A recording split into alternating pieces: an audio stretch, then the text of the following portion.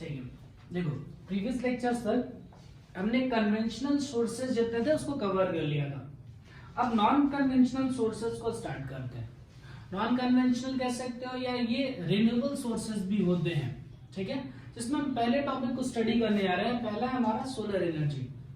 Actual में क्या है, सन से आपको कंटिन्यूअस एनर्जी तो मिल ही रही होती है। इंडिया एक ऐसी कंट्री है जहां पर सोलर एनर्जी जो हमें मिलती है वो बहुत ज्यादा अमाउंट में मिलती है। इसके ज्योग्राफिकल लोकेशंस की वजह से जो एनर्जी सन से हमें मिलती है वो करीब करीब 50,000 ट्रिलियंस होती है। तो उतनी एनर्जी बहुत ज्यादा है हम तक जो रिसीव होती है। लेकिन कुछ चीजें और समझनी होंगी। मान लो सन की पोजीशन और अर्थ की पोजीशन को अगर देखा जाए तो आपको दिख रहा होगा कि सन की जो 90% रेज हैं वो 90% रेज किसी और डायरेक्शन में जाती हैं। अर्थ के डायरेक्शन में आने वाली रेज बहुत कम होती हैं। यानी सन से जो भी एनर्जी निकल रही है उसका बहुत छोटा पोर्शन अर्थ तक आता है, ठीक है। इसके बाद भी जो एनर्जी अर्थ तक आती है, अर्थ का जो एटमॉस्फेयर होता है वो 50% एनर्जी को एब्जॉर्ब कर लेता है। देखो ध्यान से, सन से निकलने वाली लगभग 90% एनर्जी हम तक पहुंच ही नहीं रही है। जो एनर्जी पहुंच भी रही है उसका कुछ 50% जो होता है वो एटमॉस्फेयर एब्जॉर्ब कर लेता है। यानी सरफेस तक आते आते बहुत कम एनर्जी हमारे पास होती है, लेकिन तो भी वो एनर्जी जो होती है वो इतनी सफिशिएंट होती है कि हम उससे इलेक्ट्रिसिटी का प्रोडक्शन कर पाए। देखो एक टॉपिक पहले समझना पड़ेगा, सोलर कांस्टेंट। आपके एनसीईआरटी में मोर टू नो में ये चीज दी गई है। सोलर कांस्टेंट की जरा डेफिनेशन को एक बार समझते हैं। ये क्या है? द सोलर एनर्जी, सन से आने वाली energy reaching unit area. Unit area का मतलब होता है बेटा जहां पर एरिया की वैल्यू आपको लेनी है 1 मीटर स्क्वायर, ठीक है, at the outer edge of earth atmosphere. क्या कह रहे थे कि जब ये एटमॉस्फेयर से अंदर आती है तो एटमॉस्फेयर कुछ एनर्जी क्या करता है, एब्जॉर्ब कर लेते हैं।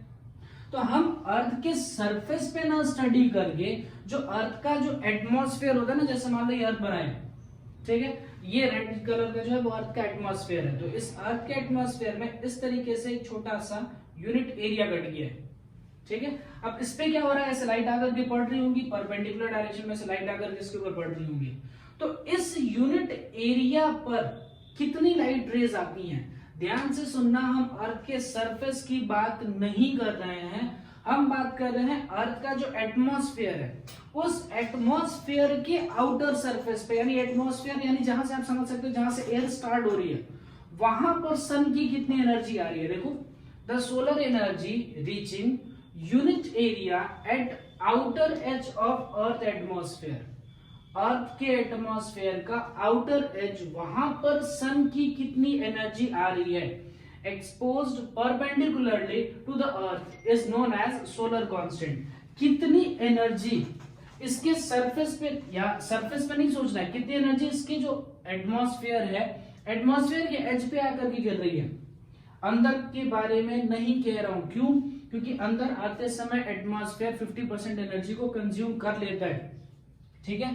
तो क्या ध्यान रखना है कि इसके जो अर्थ के एटमॉस्फेयर है, एटमॉस्फेयर पे यूनिट एरिया में, एटमॉस्फेयर के यूनिट एरिया पे टोटल कितनी एनर्जी आकर के गिर रही है, that energy is known as solar constant. और सोलर कांस्टेंट की वैल्यू अप्रोक्सीमेटली होती है 1.4 किलो जूल पर सेकेंड। मतलब क्या, लगभग इतने सोलर, मतलब 1.4 किलो जूल पर सेकेंड की आपको एनर्जी जो होती है वो सन से मिलती है, ठीक है।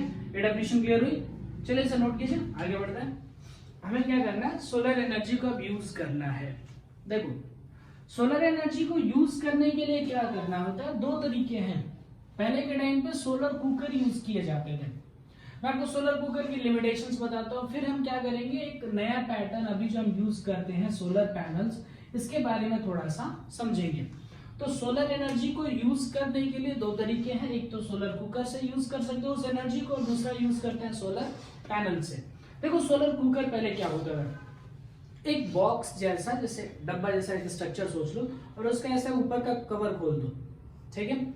जो उसके ऊपर का कवर होता था ना, ये वाला, उसमें एक मिरर लगा होता था। आप उस मिरर में प्लेन मिरर या स्फेरिकल मिरर दोनों यूज कर सकते हैं। अगर ज्यादा टेम्परेचर चाहिए तो स्फेरिकल यूज कर सकते हैं, अदरवाइज प्लेन मिरर भी सफिशिएंट एनर्जी प्रोवाइड करता है। यहाँ पर एक प्लेन मिरर लगा हुआ होता था, ठीक है। तो होता क्या था कि सन की एनर्जी, एक तो मान लो बॉक्स को सोचो, तो बॉक्स में क्या है, अंदर ब्लैक कलर से पेंट किया जाता था। उसके पीछे का एक रीजन है, जो ब्लैक कलर होता है वो जितनी भी एनर्जी होती है, जितनी भी रेडिएशन आती है, सारी की सारी एनर्जी को एब्जॉर्ब कर लेते हैं। जैसे क्या होता है, गर्मियों के टाइम पे ब्लैक कपड़े पहनने से मना किया जाता है, तो उसमें क्या होता है कि जो ब्लैक होता है, जितनी रेज आएंगी सारी की सारी रेज को, वो ब्लैक कलर का अगर ऑब्जेक्ट है तो उसको एब्जॉर्ब कर लेगा, ठीक है। इसलिए जो अंदर का सरफेस है, अंदर का सरफेस ब्लैक पेंट से कर दिया जाता था ताकि ज्यादा से ज्यादा रेज जो है वो एब्जॉर्ब हो जाए, ठीक है। फिर ऊपर क्या लगा होता था, मिरर। एक तो सन की रेज डायरेक्ट आ रही होती थी, दूसरा मिरर से टकरा के अंदर आ रही है, और अंदर हमने कर दिया है ब्लैक कलर से पेंट, मतलब जितनी रेज हैं सारी की सारी क्या होना स्टार्ट हो जाएंगी, एब्जॉर्ब, ठीक है। इसके बाद क्या किया जाता था, जो नीचे वाला हिस्सा होता था उसके ऊपर एक ग्लास की शीट डाल दी जाती है। ग्लास की शीट डालने से क्या होता है, आप एक वर्ड आपने सुना होगा कभी, ग्रीन हाउस। ये सुना है, ग्रीन हाउस। इसमें क्या होता है, जैसे आप मान लो गर्मियों के टाइम में क्या होता है, कार के अंदर आप जैसे कार को लॉक करके धूप में से चले जाओ, धूप में ऐसे कार खड़ा कर दो, उसको लॉक करके चले जाओ। जब वापस आप आओगे तो कार के अंदर का टेम्परेचर बहुत ज्यादा होगा in compare to outside. Outside का टेम्परेचर अगर मान लो 40 है तो अंदर का टेम्परेचर 50-57 तक हो जाएगा, ठीक है। जो ब्लैक कलर की अगर कार होती है तो कभी कभी तो उसके अंदर का टेम्परेचर 80 डिग्री सेल्सियस तक पहुंच जाता है, ठीक है, अगर ब्लैक कलर की कार होती है तो। इसलिए जनरली क्या होता है, इंडिया में व्हाइट कलर की कार थोड़ा ज्यादा प्रेफर किया जाता है, क्योंकि व्हाइट सारे कलर्स को एब्जॉर्ब नहीं करेगा, ठीक है। फिर देखो क्या किया जाए, ये ग्लास शीट लगाने से होता है क्या, एक्चुअली में ग्लास लगाने के फायदे होता है कि ग्लास से जो सन की एनर्जी होती है वो अंदर तो चली जाती है, ठीक है, लेकिन अंदर से फिर बाहर नहीं आ पाती, ट्रैप हो जाती है, जिसको आप कहते हो ग्रीन हाउस इफेक्ट, ठीक है। छोटे क्लासेस में पढ़ा होगा green house effect. Green house भी जानते हो कि क्या होता था, वो एक जैसा घर जैसा स्ट्रक्चर बनाते हैं और उसको पूरा शीशे से कवर करता है ताकि सन की रेज अंदर तो आए और अंदर ही क्या हो जाए, ट्रैप हो जाए। अंदर का टेम्परेचर बहुत तेजी से इंक्रीज होता है। देखो यहाँ पर कितनी चीजें जो अंदर से टेम्परेचर को इंक्रीज कर रही है, एक तो डायरेक्ट रेज आ रही थी, दूसरी रिफ्लेक्ट होकर के रेज आ रही है, तो दोनों रेज मिलकर के टेम्परेचर को इंक्रीज करेंगी। दूसरी चीज, अंदर से ब्लैक कलर से पेंट किया है, ब्लैक कलर सारे के सारे रेडिएशन को एब्जॉर्ब करेगा तो टेम्परेचर बढ़ाएगा। तीसरी चीज, ऊपर से ग्लास की शीट डाल दी गई, तो ग्लास की शीट डालने की वजह से ग्रीन हाउस इफेक्ट होता है, जिसकी वजह से अंदर का टेम्परेचर और इंक्रीज होना स्टार्ट हो जाता है। मतलब आपने 3 फैक्टर्स देख लिए जो टेम्परेचर को इंक्रीज करने का काम कर रहा है, मिरर, ब्लैक कलर का वेंट और एक ग्लास की शीट, ठीक है। तो होता है क्या, उस बॉक्स के अंदर का टेम्परेचर बहुत ज्यादा होने लगता है, जैसे 100-150 तक हो जाता है। तो उसके अंदर आप क्या करते हो, जैसे फूड को बनाने के लिए, जैसे मान लीजिए मुझे फूड बनाना है तो क्या किया जाता है, जैसे राइस मान लो मुझे बनाना है तो राइस डाल दिया, ऊपर से पानी डाल के थोड़ा सा सॉल्ट और जो भी आपको स्पाइसेस डालने हैं इसके अंदर रख दिया जाता था। तो इसके बाद क्या होता था, आप उसको छोड़ दीजिए तो कुछ घंटे में 5-6 घंटे लगते थे अप्रोक्सीमेटली, उसमें वो राइस जो है वो बन करके रेडी हो जाती थी, ठीक है। अब इसमें प्रॉब्लम्स क्या आते हैं वो जरा समझते हैं। पहली चीज ये कि ये वेदर पे डिपेंडेंसी है, मान लीजिए रेनी सीजन है तो आप उसको यूज कर नहीं पाओगे। दूसरी चीज ये कि खाना बनाने में काफी टाइम लगता था, मान लो 5 घंटे अगर लग रहे हैं, और सोचो मान लीजिए आपको ब्रेकफास्ट करना है, सुबह 8 बजे आपको कुछ खाना है, तो इतनी सनलाइट तो होगी नहीं कि आपका ब्रेकफास्ट रेडी हो पाए।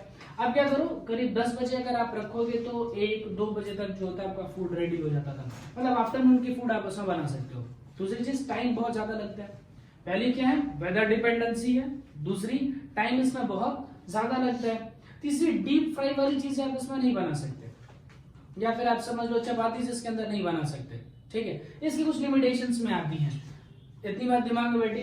अब ये प्रॉब्लम है कि ये बहुत लिमिटेड चीज हो गई, ज्यादा कुछ इसका यूज हो नहीं पाया था, इसलिए ये ज्यादा चला भी नहीं था, बहुत कम लोगों ने ही सोलर कुकर देखा होगा। देखो इसके बाद सोलर कुकर को रिप्लेस कर दिया गया सोलर पैनल से। सोलर पैनल जो है ये बड़ी अच्छी चीज बनी। एक्चुअल में क्या हुआ कि फिजिक्स में एक इससे रिलेटेड एक नई ब्रांच है, उसे कहते हैं सेमीकंडक्टर डिवाइस। एक्चुअल में सोलर पैनल जिस चीज का बना होता है वो होता है सिलिकॉन, ठीक है। चलिए पहले इतना नोट कीजिए, फिर सोलर पैनल ड्रॉप। नेक्स्ट हम पॉइंट स्टार्ट कर रहे हैं, वो हमारा है सोलर पैनल। देखो सन की एनर्जी को यूज करने के लिए दूसरा मेथड है। इसके साथ एक खासियत इसकी अच्छी ये है कि सोलर पैनल जो होता है, कई बार आपने इसको देखा भी होगा, तो सोलर पैनल एक्चुअल में करता क्या है, तो जो भी लाइट एनर्जी इसके ऊपर आती है उस लाइट एनर्जी को वो इलेक्ट्रिकल एनर्जी में कन्वर्ट करता है। जैसे लाइट रेज जो भी आएंगी उन लाइट रेज को वो इलेक्ट्रिकल एनर्जी में कन्वर्ट करेगा। दो चीजों में पहले डिफरेंस को समझो, सोलर पैनल और सोलर सेल दो अलग अलग चीजें हैं। सोलर सेल एक्चुअल में क्या होता है, सोलर पैनल का इस तरीके से एक अरेंजमेंट अगर मैं करूं, एक कलेक्शन करूं, सोलर सेल्स को ऐसे कलेक्ट करते जाऊं, ठीक है, इसको कलेक्ट करने के बाद से बनता है सोलर पैनल। देखो सोलर सेल के लिए कुछ स्पेसिफिकेशंस मैंने लिखे हैं। सोलर सेल जो होता है 0.5 से लेकर के 1 वोल्ट इतना पोटेंशियल वो डेवलप कर पाता है। और एक सेल की पावर देखो तो एक सेल की पावर कितनी है, 0.7 वाट। बताया था ना पावर की यूनिट क्या होती है, वाट। यानी इतना छोटा 0.7 वाट। आप अगर एक बल्ब भी देखो तो बल्ब भी करीब 40 वाट 50 वाट का होता है, मतलब आप इससे बल्ब भी नहीं चला सकते सोलर सेल से। तो किया क्या जाता है, सोलर सेल्स को आपस में कनेक्ट किया जाता है। बहुत सारे सोलर सेल लगाए जाते हैं और उनको आपस में कनेक्ट करके फिर हम इतनी एनर्जी बना सकते हैं कि उसका थोड़ा यूज किया जा सके, ठीक है। मतलब इन सारे सोलर सेल जितने थे सबको उठा करके हमने आपस में कनेक्ट किया ताकि ये जो पावर है वो जुड़ते जाए। 0.7 वॉट जोड़ते जोड़ते जोड़ते, मान लो ऐसे 100 सेल तुमने लगा दिए तो कितना हो गया, 70 वॉट का कम से कम पावर बन गया, ठीक। देखिए प्रॉपर्टीज इसके बारे में समझते जरा। देखो सन की रेज आती है, सोलर सेल जो होता है वो उसको उठा करके इलेक्ट्रिकल एनर्जी में कन्वर्ट करता है। मतलब इसमें कोई भी मूविंग पार्ट्स नहीं है, कोई भी घूमने का पार्ट्स नहीं। जैसे इसके पहले जितने में पढ़े थे सब में टरबाइन चलाना पड़ता था, तो अगर टरबाइन चलाना पड़ता था या फिर मूविंग पार्ट्स अगर होते हैं तो किसी भी मूविंग पार्ट का मेंटेनेंस लेना पड़ता है। जैसे आप देखो स्कूटी होती है तो स्कूटी के अंदर इंजन होता है, वो इंजन मूव कर रहा होता है, तो मूव करने की वजह से फ्रिक्शन होता है। फ्रिक्शन होने के बाद या फिर उसमें ऑयलिंग करनी पड़ती है, ग्रीस डालने पड़ते हैं, तो उस सब की वजह से क्या होता है, उसका मेंटेनेंस कॉस्ट आता है। अब इसका कोई मूविंग पार्ट नहीं है। बहुत होगा तो क्या होगा, इसके पैनल पे जो होती है डस्ट जमा हो जाती है, आप उसे कपड़े से साफ कर दो, खत्म बात। यानी इसका मेंटेनेंस बहुत कम है, कोई मूविंग पार्ट नहीं होने की वजह से वेरी लिटिल मेंटेनेंस। तो पहला एडवांटेज आपके लिए ये होगा। दूसरा सोचो, दूसरा ये है वर्क विदाउट फोकसिंग डिवाइस। इसके पहले वाले में सोचो, जब हमें यूज करना पड़ा था सोलर कुकर, तो उसमें क्या लगा था, एक बाजू में एक मिरर लगा रखा था। वो मिरर क्या करता, सन की रेज को एक्स्ट्रा इसके ऊपर गिराता था। इसमें ऐसी कोई जरूरत नहीं पड़ती है, ये बिना किसी फोकसिंग डिवाइस के भी इजीली बहुत अच्छे से सेटिस्फैक्टरी रूप से काम करता है ये, ठीक है। तो सेकंड एडवांटेज ये हुआ कि किसी फोकसिंग डिवाइस की जरूरत नहीं पड़ती। तीसरा सुनो, used in remote inaccessible area. Actual में क्या होता है बेटा, जैसे मान लो कि ये कोई एक छोटा सा लाइन का पार्ट है, यहाँ पर 4 घर है, यहाँ पर 5 घर है, यहाँ 6 घर है, यहाँ 7 घर है, और इनके बीच की जो डिस्टेंस है करीब 10 किलोमीटर 12 किलोमीटर 15 किलोमीटर के आसपास है। अब सबकी डिमांड है कि उनको इलेक्ट्रिसिटी चाहिए। यहाँ पर भी एक घर है, इनकी भी डिमांड है कि मुझे इलेक्ट्रिसिटी की सप्लाई चाहिए। ये है, इसको भी कह रहा है मुझे इलेक्ट्रिसिटी चाहिए, इसे भी इलेक्ट्रिसिटी चाहिए। तो फिर गवर्नमेंट को क्या करना पड़ेगा, इन सभी तक ट्रांसमिशन लाइन तो पहुंचाने होगा ना। जैसे घर के बाहर जाओ तो बाहर क्या होता है, वायर्स जा रहे होते हैं, तो क्या होगा, बिजली के पोल्स लगाने पड़ेंगे और सब तक आपको वायर पहुंचाना पड़ेगा।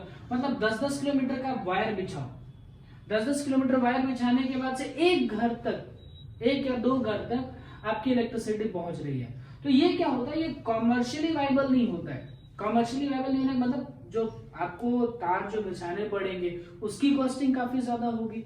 अब वो तार जो होते हैं वो क्या होता है, सन के, कभी कभी वेदर के कुछ इफेक्ट्स की वजह से कभी टूट जाते हैं, कभी खराब हो जाते हैं, मतलब उनकी मेंटेनेंस कॉस्ट होती है। तो जितना इन घर से आपको पैसा मिलेगा नहीं, उतना ज्यादा तो आपको उस वायर के मेंटेनेंस में खर्च करना पड़ेगा। इसलिए क्या किया जाता है, गवर्नमेंट क्या करती है, इनको फ्री में सोलर पैनल्स डिस्ट्रीब्यूट कर देती है। अभी बहुत सारे जगह पे तुमने सुना होगा, जो गांव एरिया था वहां पे क्या किया गया है, फ्री में सोलर पैनल्स डिस्ट्रीब्यूट किए गए। मतलब इनके घर में सोलर पैनल लगा दिया गया, अभी आराम से ये अपना सोलर पैनल यूज कर रहा है, ये अपना यूज कर रहा है, ये अपना यूज कर रहा है, अपना यूज कर रहा है। अब हमें ट्रांसमिशन लाइन बिछाने की कोई जरूरत नहीं है। यानी जहां पर लोग रहते हैं और बहुत डिस्क्रीट फॉर्म में रहते हैं, वहां पर ये बहुत अच्छा काम करता है, ठीक है। और ऐसे जगह पे चले, जैसे मान लो इनएक्सेसिबल एरिया है, कोई माउंटेन साइड में रह रहा है, ठीक है, कोई हिमालयन सीरीज पे जाकर के बैठा है और वहां कह रहा है मुझे इलेक्ट्रिसिटी चाहिए, तो भाई वहां तक तो वायर बिछाए नहीं जा सकते, ठीक है। तो वहां पर जब वायर्स नहीं आ सकते तो वहां पर फिर इलेक्ट्रिसिटी को जनरेट करने के लिए किसका यूज किया जाएगा, सोलर पैनल्स का, ठीक है, तो ये इसके मेन एडवांटेज है। दूसरी चीज, एक इंफॉर्मेशन याद रखनी है, ये इंफॉर्मेशन अच्छे से याद रखना है। ये जो सोलर सेल बनाए जाते हैं, ये सोलर सेल बनाए जाते हैं, एक मटेरियल होता है सिलिकॉन, एटॉमिक नंबर होगा 14। सिलिकॉन का यूज करके सोलर सेल बनाए जाते हैं। देखो एक्चुअली में क्या है, अर्थ में बहुत सारा सिलिकॉन अवेलेबल है, यानी सिलिकॉन की कमी नहीं है, लेकिन सोलर सेल को बनाने के लिए जिस ग्रेड का सिलिकॉन चाहिए, availability of special grade silicone, एक स्पेशल ग्रेड चाहिए होता है, मतलब उसकी अगर आप प्योरिटी देखो तो उसमें बहुत ज्यादा प्योर होना चाहिए। मतलब ऐसा प्योरिटी अगर मैं लिखूं तो ऐसा लिख सकता हूं 10⁻⁶ 1, मतलब 10⁻⁶ एटम्स में एक इंप्योरिटी होनी चाहिए, इतना ज्यादा प्योर होना चाहिए, तब आप उसका यूज करके सोलर पैनल्स बना सकते हो। लेकिन ऐसी स्पेशल ग्रेड की जो अवेलेबिलिटी है इतनी प्योरीफाइड फॉर्म में, वो अवेलेबिलिटी बहुत लिमिटेड है। जैसे देख लो ना, बच्चे बहुत सारे अवेलेबल है पढ़ाने के लिए, बच्चे बहुत सारे अवेलेबल है, लेकिन जो स्पेशल ग्रेड के बच्चे चाहिए पढ़ाने के लिए, उनकी अवेलेबिलिटी क्या है, थोड़ी सी लिमिटेड है। ठीक है, ये समझ में आ गया, याद हो जाएगा। दूसरा सुनो, इसका मैन्युफैक्चरिंग प्रोसेस जो होता है वो एक्सपेंसिव होता है। एक्चुअल में इसमें नैनो टेक्नोलॉजी का यूज किया जाता है। जब सोलर सेल बनाते हैं तो नैनो टेक्नोलॉजी यानी 10⁻⁻⁹ बहुत छोटे लेवल पे, इतना छोटा लेवल होता है जैसे मान लीजिए आपके हेयर की जो टिप होती है ना, उस टिप पे एक फुटबॉल ग्राउंड जैसा आप एक स्ट्रक्चर बना सकते हैं एकदम डिटेल्स के साथ। मतलब इसकी मैन्युफैक्चरिंग जो प्रोसेस है वो बहुत एक्सपेंसिव होती है। दूसरी चीज मैंने क्या बताया, सोलर सेल्स को आपस में कनेक्ट करके सोलर पैनल बनाते हो ना, तो कनेक्शन के लिए किसका यूज करना पड़ेगा, वायर का। और वहां पर जो वायर यूज किया जाता है वो वायर यूज किया जाता है सिल्वर का, क्योंकि सिल्वर जो है ये जो है बेस्ट कंडक्टर है। देखो बेस्ट कंडक्टर है, तो वायरिंग करने के लिए सिल्वर का ही यूज किया जाता है। तो ये जो सिल्वर का अगर आप यूज कर रहे हो तो वो क्या होगा, एक्स्ट्रा कॉस्टिंग उसमें ऐड कर देगा। मतलब अब देखो इसके बारे में जरा सोचो, आपके पास एक फैक्ट्री है, उसमें आप कोई प्रोडक्शन कर रहे हो, जो रॉ मटेरियल आ रहा है वो भी महंगा, बनाने का जो प्रोसेस है वो भी महंगा, और उसमें जो आपको कनेक्शंस के लिए वायर यूज करना पड़ रहा है वो भी महंगा। यानी ओवरऑल जो इसकी कॉस्टिंग होती है सोलर पैनल्स की वो बहुत ज्यादा हो जाती है। इसलिए इसकी थोड़ी सी कह सकते हो जो डोमेस्टिक यूज है वो काफी लिमिटेड हो गई। बहुत महंगा पड़ता है इसलिए लोगों को ये लगाते नहीं है। लेकिन एक चीज अच्छी है, महंगा भले पड़ता है लेकिन एक बार आपको सिर्फ इंस्टॉल कराना है, उसके बाद ये 20 साल तक आराम से चलेगा, 20 से 25 साल तक चलेगा, और उस समय इसको कोई मेंटेनेंस की जरूरत नहीं पड़ेगी, बहुत कम मेंटेनेंस की जरूरत पड़ती है। बहुत होगा तो क्या कहीं वायर वायर छूट जाएंगे, वो आपको ला करके एक इलेक्ट्रिशियन से रिपेयर कराना होगा बस। ठीक, चलो इसकी भले ही एक्सपेंसिव होता है, कुछ डिसएडवांटेजेस हैं, लेकिन इसके यूज बहुत ज्यादा है। अब ऐसा सोचो, मान लो मुझे कोई सैटेलाइट लॉन्च करना है, अब अर्थ है, अर्थ के बाहर है सैटेलाइट, अब वहां तक हम इलेक्ट्रिसिटी देने के लिए वायर्स का यूज तो कर नहीं सकते, तो क्या किया जाता है, आपने सैटेलाइट्स का भी ध्यान से देखा हो तो सैटेलाइट्स में इस तरीके से पैनल्स निकले हुए होते हैं। कभी डिजाइनिंग अगर देखी हो तो इस तरीके से होते हैं, मतलब सैटेलाइट कैसे दोनों हाथ ऐसे खुल जाते हैं और यहाँ पर भी पूरा सोलर पैनल लगा होता है, यहाँ पर भी पूरा सोलर पैनल लगा होता है, ताकि सन से आने वाली जो एनर्जी है उस एनर्जी का यूज करके ये इलेक्ट्रिकल एनर्जी में कन्वर्ट करे और खुद की जो भी प्रोसेस है वो यूज करे। जैसे मान लो आप यहाँ से सोचो, टेलीविजन में आप डिस्प्ले देखते हो, चैनल्स वहां पर आते हैं, तो होता क्या, यहाँ से सिग्नल्स भेजे जाते हैं सैटेलाइट तक, सैटेलाइट उन सिग्नल को रिसीव करता है, फिर आपके टेलीविजन का जो सेट होता है ना, जैसे ऊपर देखिए होगा एक अम्ब्रेला शेप बना होता है, उसको रिसीवर कहते हैं, वहां तक वो सिग्नल्स आते हैं। यानी सैटेलाइट वहां तक एनर्जी तो ट्रांसमिट कर रहा है ना, उसको एनर्जी तो चाहिए, और उस एनर्जी को वो पाने के लिए किसका यूज करता है, सोलर पैनल्स का। तो पहली चीज यूज हो गई कि जो सैटेलाइट्स होते हैं उसमें सोलर पैनल्स का यूज किया जाता है।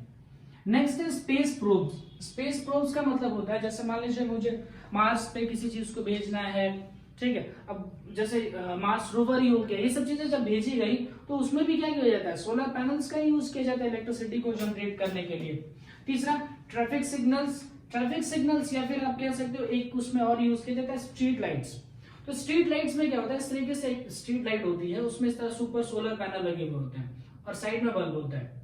तो दिन के टाइम पे क्या होता है, ये जो सोलर पैनल होता है नीचे एक बैटरी होती है, दिन के टाइम पे ये सोलर पैनल इस बैटरी को चार्ज कर देता है, और रात के टाइम पे फिर उसी बैटरी को यूज करके ये स्ट्रीट लाइट जो होती है वो ऑन हो जाती है। मतलब इसमें आपको अभी इलेक्ट्रिसिटी देने की जरूरत नहीं पड़ती।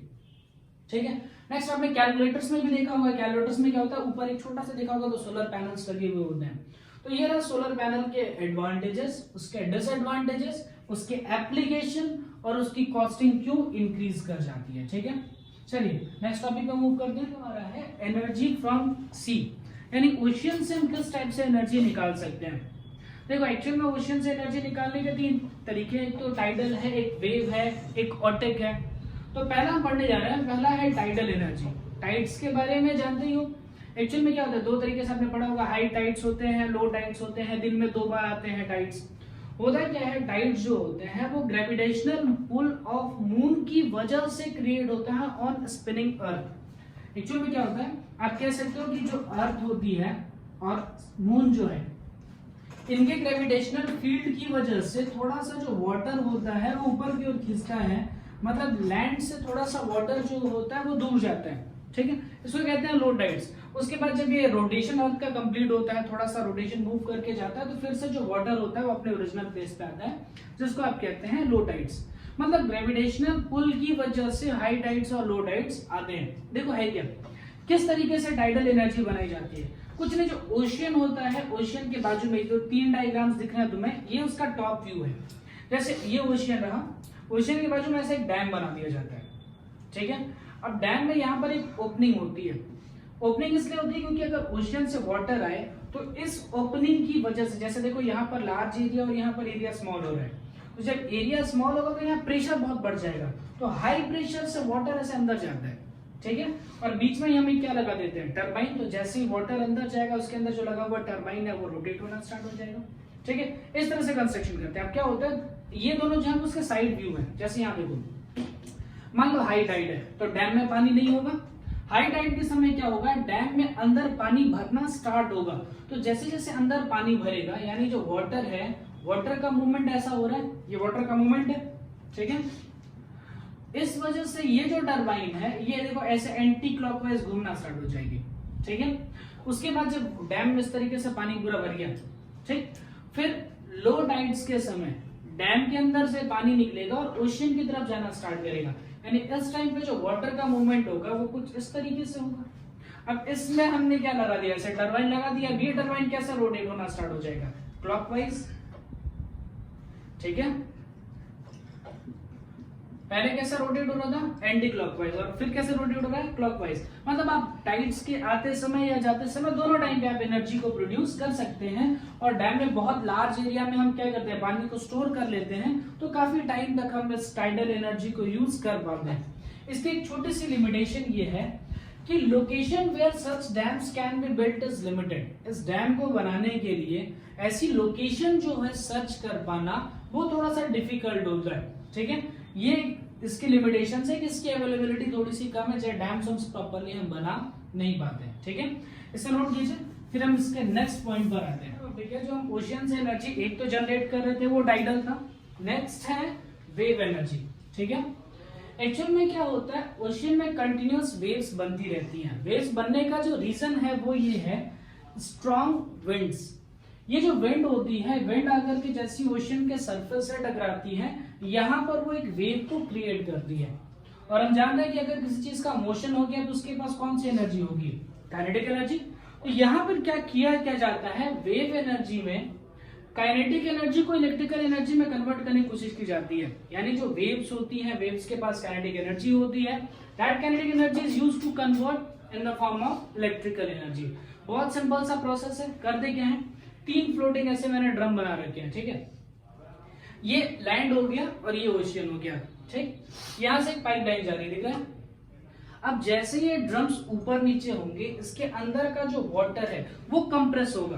ध्यान से सोचो, जैसे ये ड्रम ऊपर नीचे होते हैं, ये वाला जो वाटर है वो कंप्रेस होगा। मतलब ये वाटर कंप्रेस होकर के इसके अंदर जाएगा, टरबाइन के अंदर, और ये टरबाइन को इस तरीके से रोटेट करना स्टार्ट कर देगा। फिर जो एक्सेस वाटर है उसको हम बाहर निकाल लेते हैं, ठीक है। बहुत सिंपल प्रोसेस है। ड्रम्स इस तरीके से बना रखे हैं, जैसी वेव्स आती हैं, ये ड्रम्स जो है ये फ्लोटिंग है तो ऊपर नीचे होंगे। ऊपर नीचे होने की वजह से यहाँ पर जो वाटर है ये कंप्रेस होगा। इसे कंप्रेस होगा तो थोड़ा सा आगे जाएगा, ठीक है। जब ये थोड़ा सा वाटर आगे जाएगा तो ये जाकर के टरबाइन को रोटेट करेगा और वहां से हम इलेक्ट्रिसिटी को जनरेट कर लेंगे, ठीक है। हालांकि ये टेक्नोलॉजी अभी डेवलप हो रही है क्योंकि इससे बहुत ज्यादा एनर्जी हम बना नहीं पा रहे हैं, तो ये टेक्नोलॉजी अभी डेवलपमेंट प्रोसेस में ही है। बहुत सारे इसमें टेक्नोलॉजी एडवांसमेंट किए जा रहे हैं, कुछ फ्लोटिंग टैंक में भी बनाए जाने की कोशिश की जा रही है, ठीक है। तो ये एक अभी है जिसमें एडवांसमेंट बाकी है, ठीक है, चलिए नेक्स्ट टॉपिक पे मूव करते हैं। डायग्राम कैलिसिस पे क्या मतलब, ओशियन से ही हम एक टाइप की और एनर्जी निकालते हैं, दैट इज ओटेक। ओटेक मतलब ocean thermal energy conversion. Actual में इस प्रोसेस में करते क्या है, एक छोटी सी इंफॉर्मेशन है कि जो सन की रेज आती हैं, अगर मान लो जो सन की रेज आ रही हैं वो ओशियन के अगर सरफेस पे पड़ती है तो आपका जो सरफेस होता है वो गर्म होना स्टार्ट हो जाता है, ठीक है। लेकिन जैसे जैसे आप ओशियन में नीचे जाना स्टार्ट करते हो तो सन की रेज कम होती जाएंगी, यानी नीचे जो होता है वहां पर टेम्परेचर कम होता है और ऊपर जो टेम्परेचर होता है वो ज्यादा होता है। यहाँ का टेम्परेचर थोड़ा हाई होगा और नीचे का जो टेम्परेचर होगा वो थोड़ा सा लो होता है।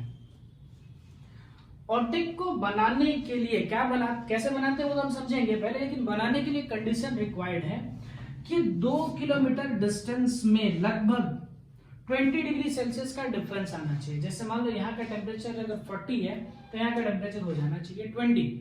2 किलोमीटर अगर डेप्थ में मैं चलूं ओशियन में तो कम से कम 20 डिग्री सेल्सियस का डिफरेंस आना चाहिए, वहां पर आप ये ओटेक बना सकते हैं। बहुत सिंपल काम है। करना क्या होता है देखो ध्यान से, यहाँ पर हम वाटर को बॉईल नहीं कर सकते। जैसे वाटर को बॉईल करने के लिए आपको 100 डिग्री सेल्सियस का टेम्परेचर चाहिए। जैसे मान लो यहाँ पर सोचूं, यहाँ पर मान लो कि कुछ 50 डिग्री सेल्सियस का टेम्परेचर है, ठीक है।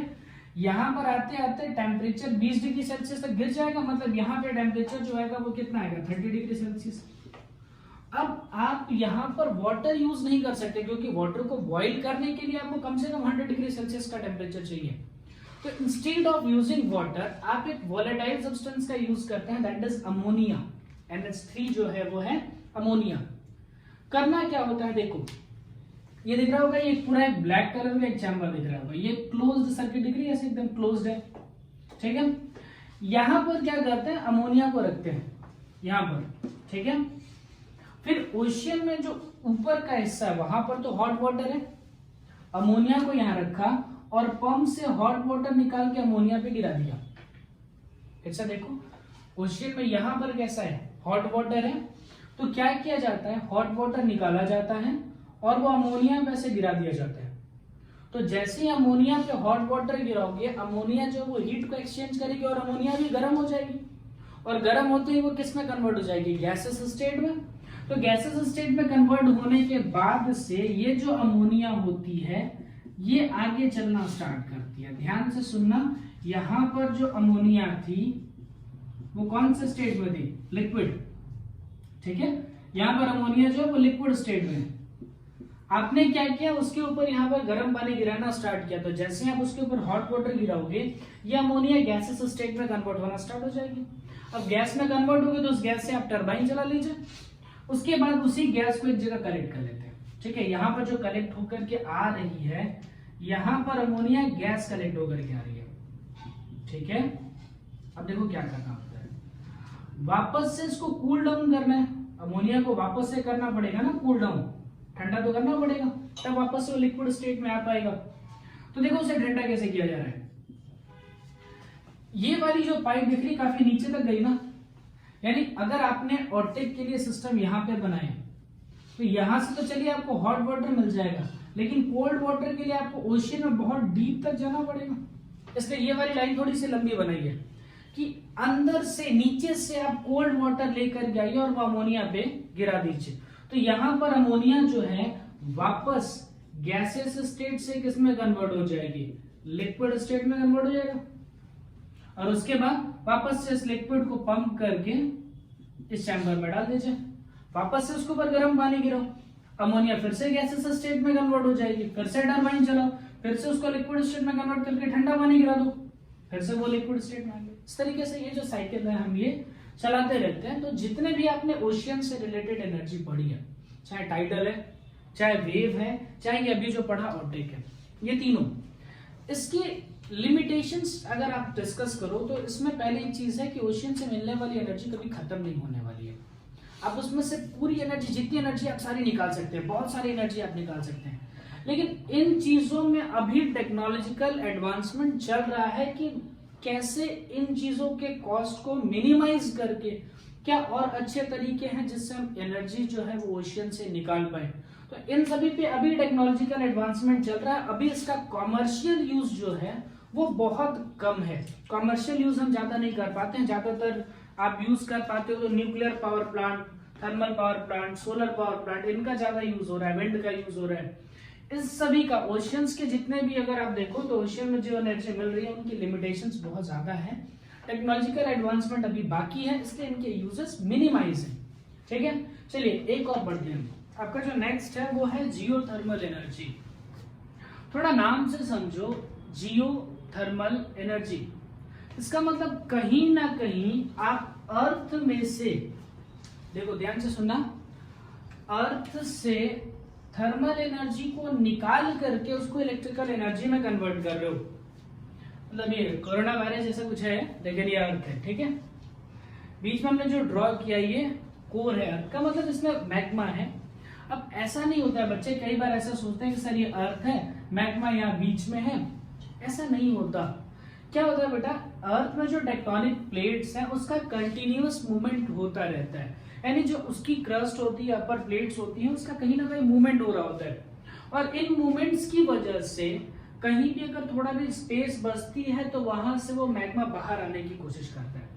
तो ये कुछ इस तरीके से स्प्रेडेड फॉर्म में मैग्मा है। अब जैसे क्या होता है, कई बार इसी तरह के कुछ जियोग्राफिकल चेंजेस हैं, जैसे मान लो अर्थक्वेक हो गया या फिर कहीं पर एक वोल्केनो में एक्सप्लोजन हो रहा है, तो इस वोल्केनिक एक्सप्लोजन में या फिर अर्थक्वेक के टाइम पे कुछ जो मैग्मा होता है वो कहीं क्रस्ट के पास आकर के फंस जाता है।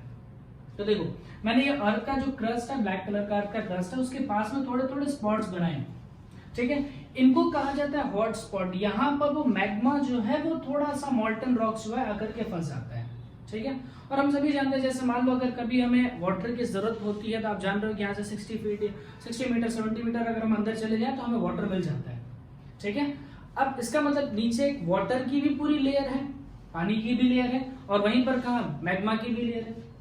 अगर कहीं पर ऐसा हो कि मैग्मा की जो एक छोटी सी लेयर है वो अगर वाटर के साथ कांटेक्ट में आ जाए, तो मैग्मा तो बहुत हाई टेम्परेचर पे होता है, थाउजेंड्स ऑफ डिग्री सेल्सियस उसका टेम्परेचर होता है, मॉल्टन रॉक्स होते हैं। तो ये जैसे ही वाटर जो इस मैग्मा के साथ कांटेक्ट में आता है, वाटर जो है वो स्टीम में कन्वर्ट हो जाता है, और स्टीम में कन्वर्ट होकर के वो अर्थ के जो क्रस्ट होता है उसकी क्रस्ट के आसपास से वो बाहर निकलने की कोशिश करता है। तो कई बार ऐसे इस प्लेसेस को कहा जाता है हॉट स्प्रिंग्स।